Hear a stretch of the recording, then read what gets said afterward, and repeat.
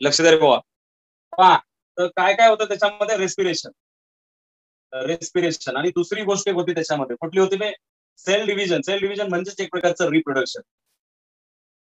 Sale division हे एक प्रकारचं काय आहे, रिप्रोडक्शनच आहे, माहित असू द्या. A new cell is formed from already existed cell. ये बात तो हमें मीन्स परमानेंट याद रखना है कि जब भी कोई नया सेल डेवलप हो जाएगा या तैयार हो जाएगा तो ऑलरेडी एग्जिस्टेड सेल से ही होगा. तो ऐसा कोई जादू नहीं है, जादू टोना नहीं है, कुछ तो मंत्र मार दिया और नया सेल बन गया. So that is nothing but a process of reproduction बेटा. ओके, तर लाईफ प्रोसेसेस शिकतोय असं तर कमीत कमी फील झालं पाहिजे, म्हणून सांगायला लागलो की त्या चॅप्टर मध्ये कुठल्या लाईफ प्रोसेस बघितल्या तुम्ही, तर त्या चॅप्टर मध्ये रेस्पिरेशन आणि रिप्रोडक्शन टाईपचा बघितला. इथं या चॅप्टर मध्ये कुठल्या बघणार आहे, या चॅप्टर मध्ये आपण रिप्रोडक्शन ही लाईफ प्रोसेस शिकणार आहोत. कुठली, रिप्रोडक्शन. माहित असू द्या मागे काय झालं बघा, आठवतंय का तुम्हाला, when you were learning in 7th class, when you were learning in the 7th class, 7वीला असताना तुमच्याकडे डायजेस्टिव्ह सिस्टीम याचा अभ्यास केला. मग लाईफ प्रोसेस कुठली शिकली तुम्ही, न्यूट्रिशन. डायजेस्टिव्ह सिस्टीमचा 7वीला असताना अभ्यास केला.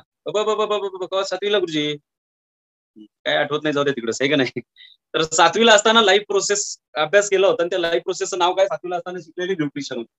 8वीला जसे तुम्ही आला तर 8वीला तुम्हाला काय काय बघायला मिळालं, थोडंसं रेस्पिरेशन, थोडंसं सर्क्युलेशन, या दोन गोष्टी तुम्हाला बघायला मिळाल्या. बरोबर आहे, थोडंसं रेस्पिरेशन आणि थोडंसं सर्क्युलेशन. ते कुठं बघायला मिळालं तुम्हाला, 8th स्टँडर्ड मध्ये बघायला मिळालं. As you reach in the 9th standard you learn different life processes like excretion. ठीक आहे, एक्सक्रीशन ही एक लाईफ प्रोसेस तुम्ही 9वीला आल्यानंतर पाहिली. 9वीला आल्यानंतर पाहिली की नाही excretion. Control and coordination, control and coordination, control and coordination when you are learning in the 9th class. 9वी कवा, ए गुरुजी कवा, 9वीला तर आम्ही शाळेतच गेलो. हा, आणि जसे तुम्ही 10वीला आला ना बेटा, 10thला तुम्ही लाईफ प्रोसेस शिकताय कुठल्या, परत रेस्पिरेशन इन डिटेल. पण कुठलं रेस्पिरेशन, सेल्युलर. तिथं कुठलं रेस्पिरेशन शिकलं तुम्ही, सेल्युलर रेस्पिरेशन शिकलं. फुफ्फुसातून बाहेरचं नाही, फुफ्फुसातून बाहेरचं रेस्पिरेशन नाही, सेल्युलर रेस्पिरेशन शिकलं तुम्ही. कुठलं, सेल्युलर रेस्पिरेशन, म्हणजे पेशीच्या पातळीवरती असलेलं रेस्पिरेशन शिकला. त्याच्यानंतर आता जे शिकताय तुम्ही ते रिप्रोडक्शन. बस झालं की मग आता अजून काय शिकायचं 10वी पर्यंत. 10वी पर्यंत काय डायरेक्ट ऑपरेशन करायचं शिकवायचंय काय, हा सांगा बरं. बस झालं की एवढं 10वी पर्यंत पोटा पाण्यापुरतं. कारण ऑपरेशन कसं करायचं, किडनी काढून दुसरी कशी टाकायची, हार्ट काढून दुसरं कसं टाकायचं, ब्रेन काढून तिसरा नाही, ब्रेनला जमत नाही.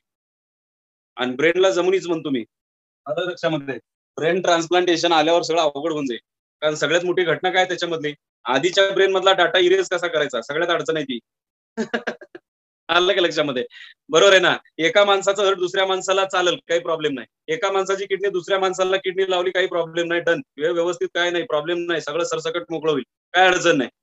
एखाद्याच्या लिव्हरचा पार्ट आहे दुसऱ्या माणसाच्या लिव्हरला जोडून टाकला, त्यालाही काय अडचण नाही, बरोबर आहे की नाही. पण एखाद्याचा ब्रेन दुसऱ्याला कसा वापरायचा, त्याला मोठी प्रॉब्लेम होऊन बसन. कारण त्याच्या मेमरी कार्ड मध्ये असलेले फोटो, त्याच्या मेमरी कार्ड मध्ये असलेले व्हिडिओ, उनकी ख्वाहिशे, उनके सपने, उनके रिलेटिव्ह आहे की नाही, ते सगळे आपल्या ब्रेन मध्ये येतील मग, बरोबर आहे ना.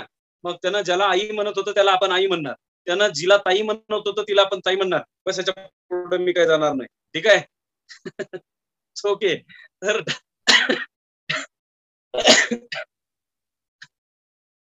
डाटा तर काही इरेज करता येत नाही, त्यामुळे सगळ्यात मोठी अडचण होईल ना बे. ते भाऊ बहीण आई ताई इथपर्यंत ठीक आहे, त्याच्या पलीकडे जाणं म्हणजे थोडं मुश्किल काम आहे. म्हणून ते ब्रेन कोणाचा नको, दुसऱ्याचा नको, त्याला लोक आपलं म्हणतील. आलं लक्षामध्ये, ओके बेटा. मग आता इथं तुम्हाला एवढ्या लाईफ प्रोसेस शिकायच्या. तुम्ही शिकलं, डायजेशन शिकलं, respiration, circulation, excretion, control, coordination, राहिलं होतं काय, रिप्रोडक्शन. अशा सगळ्या लाईफ प्रोसेस तुम्ही कधी शिकलोय तुम्हाला पण पत्ता लागू दिला नाही सरकार, हे का नाही. असं बी सरकारनं तुम्हाला पत्ता जरी लागू दिलं तर तुम्ही कुठे लावून घेता, तुम्ही सरकारपेक्षा ग्रेट आहोत, बरोबर आहे की नाही. सरकार परीक्षा घ्यायचं नाही म्हणल्यावर जे 10वीचे पोरं बँड लावून नाचायला लागले, पण नालायकांना अक्कल आली नाही, 11वीला ऍडमिशन कसं मिळत, काय सांगू तुम्हाला, लय मोठी गंमत त्यांची. आलं लक्षामध्ये, 10वीच्या परीक्षा कॅन्सल होण्या, व्हॉट्सअपला स्टेटस, धनाधन धनाधन, घुमेंगे फिरेंगे नाचेंगे गाएंगे आइश करेंगे और क्या, और अब मर जा, अब जानू में जा, है कि नहीं. 11th को कोई एडमिशन देने को तैयार ही नहीं, इसको कचरा सब, है का नाही, बरोबर आहे ना. मोठा गोंधळ झाला होता ना, आठवतं की नाही तुम्हाला. 10वीच्या परीक्षा कॅन्सल झालं म्हणल्या किती गोंधळ घातला पोरांनी 10वीच्या. पण आता आता बसली आपली अडचण झाली ना. 11वीला कोण कुत्र विचारणं गेलं त्याला, का बरं त्याच्याकडे मार्क मेमोच नाही. कोण दिला 11वीला ऍडमिशन. झालं गंमत सगळी. तर असो, मी अपेक्षा करतो बाबा काय का असं ना तुमचं इव्हॅल्युएशन जे काय गव्हर्नमेंट आताच कामाला लागले, आता गव्हर्नमेंट जागेवर आलं, स्थितीवर आलं, कामाला लागले, आतापासून तुमचं इव्हॅल्युएशन चालू ठेवणार आहे. वर्षभर तुमचं मूल्यांकन होणार आहे. आलं लक्षात. त्यामुळे सगळा शाळेतला परफॉर्मन्स व्यवस्थित द्या. आलं लक्षामध्ये. आता हेडिंग टाका, reproduction.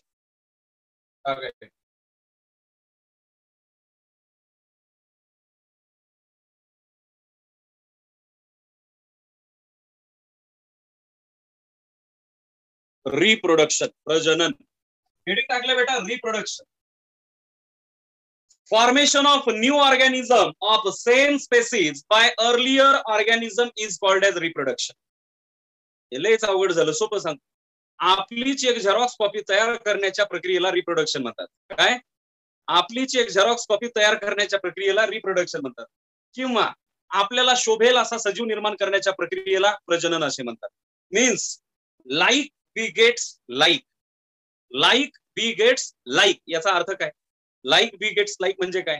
Like begets like means माणसाला माणसाचीच लेकरं होतात, म्हशीला म्हशीची वासरं होतात, कुत्र्याला कुत्र्याची पिलं जन्मतात. ह्याला म्हणतात like begets like. Like begets like. लक्षात येते की नाही? आता बघा, मग reproduction is possible only in, possible only in the same species. Reproduction is possible only in the same species. Same species म्हणजे काय? प्रजनन हे फक्त आणि फक्त एकसारख्या प्रजातीतच होत. एकसारख्याच प्रजातीत. एकसारख्याच म्हणजे कसं? म्हैस आणि बैल या दोघांचं जर लग्न लागलं तर त्याच्यापासून म्हशीचं वासरू तयार होत नाही, म्हणजे त्यांच्यात रिप्रोडक्शन होत नाही बेटा. हा, लक्षात आलं का? कारण त्यांचं स्पेसिस वेगळं आहे. माणसाचं रिप्रोडक्शन माणूस कधी मांजरीनी सोबत लग्न केलं म्हणून मुलं जन्मणार नाही, समजते ना? किंवा माणसानं एखाद्या अजून काय म्हणायचं ते दुसऱ्या प्राण्यासोबत लग्न केलं नाही का म्हणून त्याला मुलं जन्मणार नाहीत. लक्षात येतं का? म्हणजे काय आहे त्याच्यात सगळ्यात महत्वाची अट एकच आहे, माणसाची लग्न माणसासोबत, म्हशीची लग्न म्हशीसोबत आहे ना, अशा पद्धतीने झाली पाहिजे. लग्न होणं याचा अर्थ सेक्शुअल रिप्रोडक्शन होणं, हे जरा समजून घ्या. सेक्शुअल रिप्रोडक्शन होणं. मग डेफिनेशन काय सांगणं? डेफिनेशन मध्ये सगळ्यात पहिला महत्वाचा उल्लेख काय असला पाहिजे? Organisms or belongs to same species. अलग लक्षामध्ये. आंब्याच्या झाडाचा पोलन ग्रेन बाबळीच्या झाडावर बसला म्हणून बाबळीला आंब नाही लागत नाही, कळलं का? झाडात पण सांगतो ना, आंब्याच्या झाडाचा पोलन ग्रेन जर बाबळीच्या झाडाच्या म्हणजे स्टिग्मावर बसला तर तिथं कुठल्या प्रकारचे आंबे, आंबाबळ असं नाही लागत, आंबाबळ असं नाही होत.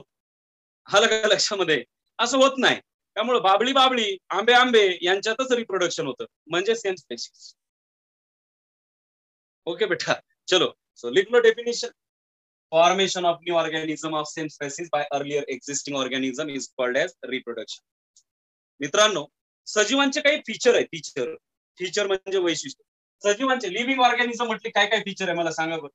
लिव्हिंग ऑर्गॅनिझमचे काय काय फीचर असतात तर पारे वा. लिव्हिंग ऑर्गॅनिझम म्हटलं की तर सगळ्यात महत्वाचं काय? It is made up of cell. दुसरं फीचर काय आहे? रेस्पिरेशन. तिसरं फीचर काय लिव्हिंग ऑर्गॅनिझमचं? तो हा सर्क्युलेशन करतो, सर्क्युलेशन.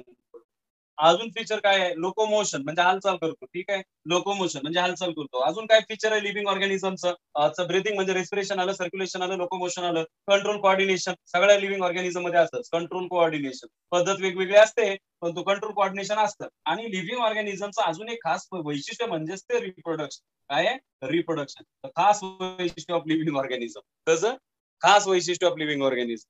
सजीवांचं एक महत्वाचं वैशिष्ट्य आहे, त्याला रिप्रोडक्शन असं म्हणतात. आणि या रिप्रोडक्शन मध्ये काय होतं बेटा? आधीच अस्तित्वात असलेल्या सजीवांपासून नवीन सजीव निर्माण होतात. आधीच अस्तित्वात असलेल्या सजीवांपासून नवीन सजीव निर्माण होतात. त्या प्रोसेसला काय म्हणायचं? रिप्रोडक्शन म्हणायचं. त्या रिप्रोडक्शन होण्यासाठी हे बाहुबली आणि हे देवसेना एकत्र येणं लय गरजेचं असतं. हे बाहुबलीने देवसेना एकत्र येणं लय गरजेचं असतं. त्याच वेळेला त्या दोघांना मिळून पुढे अशा पद्धतीचे छोटे छोटे नाही का लेकर तयार होते.